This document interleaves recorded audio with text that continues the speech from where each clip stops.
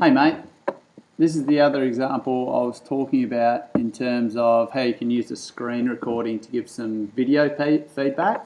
I think this is a really good tool, especially for, in outdoor ed and PE for sports. In PE, I guess like archery, golf, even more dynamic sports like volleyball, where you can give, specific technique feedback to an individual, and then they can go away, watch it, listen to it multiple times rather than just a once off. So what I've got is, I've just done the same thing as before: QuickTime, file, new screen recording, press record, and away I go. Then they're seeing exactly what I'm doing on the screen. So I'll just get this into full screen. So this is a year 12 student from a couple of years ago, just doing a kayaking roll.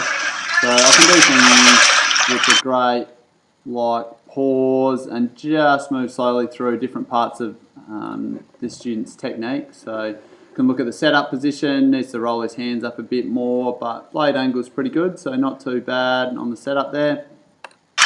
And then I've got it going in slow-mo, so you can really break it down into small parts of the technique. So as the blade enters the water there, it's going way too far straight down instead of coming out. So that'd be something that's really easy to discuss there. It needs to sweep out further, skim across the top of the water a little bit more. You can then see that he's starting to push away from his body with his left hand a little bit, moving through. Head's coming up quite quickly instead of looking at the end of the blade that's in the water. So that'd be some feedback as well. So you can see quite easily, head's up early. He's got a really strong hip flick, so he's coming up anyway, but head needs to be looking at the blade. Okay, blade's really close to the boat because it entered and went straight down instead of sweeping around. And then finish position, how does he finish here? Not too bad, hand near shoulder, blade on the water, wrist needs to be rotated back a little bit to open up that blade, and he should be looking at the end of the blade, so vision needs to be down here a bit more, which is not too bad. So changed it a bit at the end.